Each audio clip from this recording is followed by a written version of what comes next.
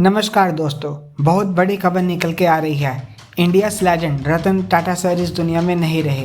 देखिए, ये जो दौर है हर एक इंडियन को दुखी कर देने वाला है, क्योंकि सच में हमने एक हीरे को खो दिया है। हम सब लोगों ने सारी उम्र रतन टाटा सर को देखा है और देखा है कि किस तरह से इन्होंने इंडियन इंडस्ट्री को लीड किया है। भारत की इंडस्ट्री में, ओवरऑल इंडस्ट्री में इनका कितना बड़ा कंट्रीब्यूशन है। हम सब लोगों ने इनसे प्रेरणा ली है, मगर अब रतन टाटा सर जा चुके हैं। ऐसे समय में उनके बारे में बहुत कुछ कहा जा रहा है, जैसे इंडिया ने देश की चमक खो दी है, इंडिया के टाइटन इस दुनिया से जा चुके हैं। रतन टाटा सर कोहिनूर थे। भारत के लोग अपने कोहिनूर को विदा कर रहे हैं। ऐसी बातें जो मैं आपको बता देता हूँ, ये बातें बहुत ही कम लोगों के बारे में की जाती हैं। रतन टाटा सर वैसे ही थे, the man with no haters. Ratan Tata sir का जो जीवन है ये मैं आपको बता देता हूँ, आने वाले कई सदियों तक इनको याद किया जाएगा और वाकई में ही हमें इनसे बहुत कुछ सीखने को मिला है।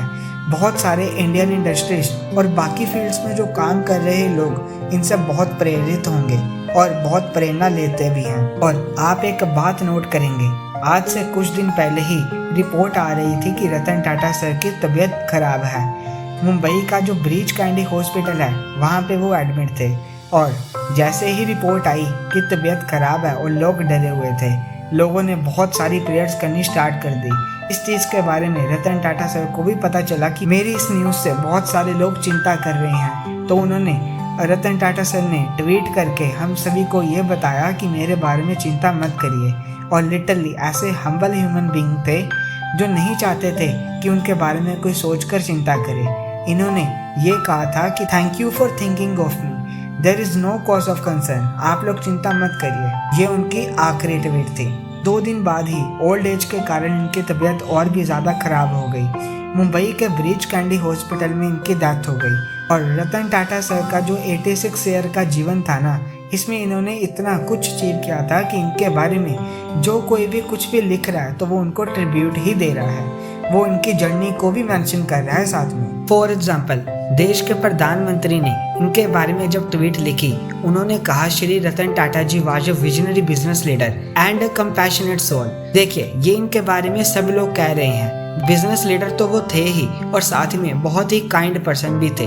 मतलब अगर मैं आपसे ये पूछूं कि 2014 से मोस्ट वैल्यूएबल ब्रांड कौन सा है, तो आपके दिमाग में भी सिर्फ एक ही नाम आएगा और वो है टाटा। पिछले कई सालों से लगातार जब भी रिपोर्ट्स पब्लिश होती हैं, जब भी रिसर्च होती है कि इंडिया में कौन सा ब्रांड सबसे वैल्यूएबल है, तो जवाब एक ही होता है, टाटा। इस ब्रांड को बनाने में 2 लोगों का बहुत ही क्रिटिकल रोल रहा है। एक तो है जमशेदजी टाटा, जिन्होंने टाटा ग्रुप को फाउंड किया था, और उनके पोते रतन टाटा।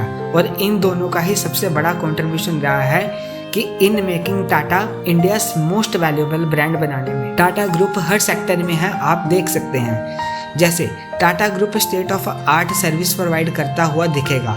डिफेंस में टाटा एडवांस सिस्टम्स में काम करता है। आईटी में TCS, जो कि इंडिया की लीडिंग आईटी कंपनी है, उसमें काम कर रहा है। टाटा स्टील, वोल्टस और भी बहुत सारे ब्रांड हैं जो एक्चुअली में टाटा ग्रुप्स के अंडर काम करते हैं। बहुत सारे लोगों को बहुत सारी चीज़ों के बारे में नहीं पता होगा, बट बहुत सारे ब्रांड्स टाटा ग्रुप के अंडर में काम कर रहे हैं। और यहाँ तक कि इंटरनेशनल ब्रांड भी टाटा ग्रुप के अंडर काम कर रहे हैं, जैसे कि Jaguar, Tata capital, air India और टाटा कम्युनिकेशन और ट्रेंट। ये सब एक ही ग्रुप के हैं और हर जगह टाटा ग्रुप ने state of art service deliver की है। इन सब अचीवमेंट्स के बावजूद रतन टाटा को लोग एक कंपैशनेट, हम्बल ह्यूमन बीइंग के रूप में याद करते हैं। मोदी जी ने भी कहा है, he ended himself to serve people thanks to his humanity.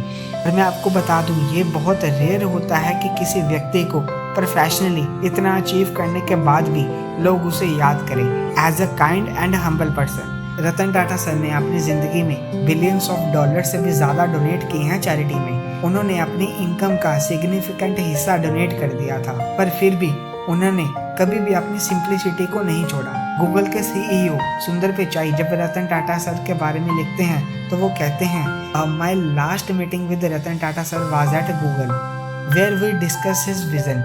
और रतन टाटा सर का जो लीडरशिप का इम्पैक्ट रहा है वो काफ़ी बड़ा था और टाटा ग्रुप को $5 बिलियन से लेकर $100 बिलियन तक ले गए। फिर भी उन्होंने अपनी ह्यूमैनिटी कभी नहीं खोई। आखिरी में मैं ये कहूँगा कि रतन टाटा एक ऐसे व्यक्ति थे जिनके बारे में पूरा भारत सोच रहा है। भले ही उनकी अपनी फैमिली नहीं थी, उन्होंने कभी शादी नहीं की, पर कई लोग उन्हें फादर फिगर्स के रूप में भी देखते हैं। उन्होंने हम सबको इंस्पायर किया है और करते रहेंगे। लास्टली आप लोगों के लिए एक छोटा सा सवाल, रतन टाटा सर का जन्म कहाँ हुआ था और उन्होंने अपनी पढ़ाई कहाँ पूरी करी थी? आप मेरे को कमेंट सेक्शन में बता सकते हैं।